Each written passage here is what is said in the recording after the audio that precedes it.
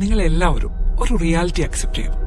പോലീസിനും ഈ സൊസൈറ്റിയിലെ നല്ലൊരു ശതമാനം ആളുകൾക്കും ഈ കേസിന്റെ സത്യാവസ്ഥ എന്താണെന്ന് നന്നായിട്ട് അറിയാം.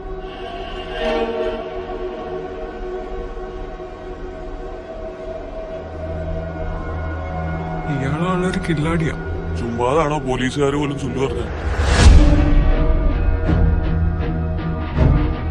ജോർജോട്ടി തന്നെയല്ലേ പറഞ്ഞത് പ്രശ്നങ്ങളൊക്കെ തീർന്നു, ഇനി പേടിക്കാനൊന്നുമില്ലെന്ന്.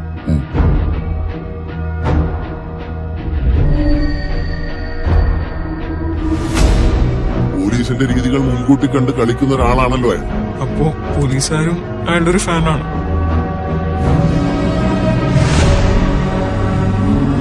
പിന്നെ ജോർജ് കുട്ടി ആളൊരു കുറുക്കനാണ്.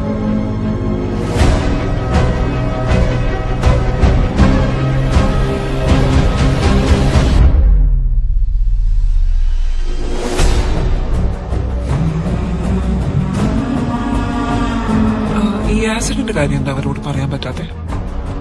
അവരെ രക്ഷിക്കാനാണെങ്കിലും ഞാൻ ഈ ചെയ്ത കാര്യങ്ങളൊക്കെ കാണുമ്പോ അവരുടെ അച്ഛനൊരു ക്രിമിനലാണ് എന്നൊരു തോന്നലുണ്ടായാൽ ഏയ്, അവരങ്ങനെയൊന്നും ചിന്തിക്കില്ല.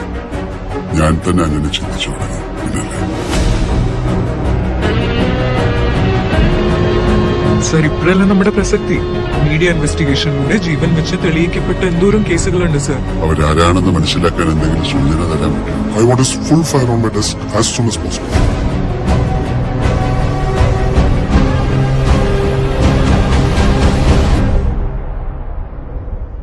ഇനി അങ്ങനെയൊന്നും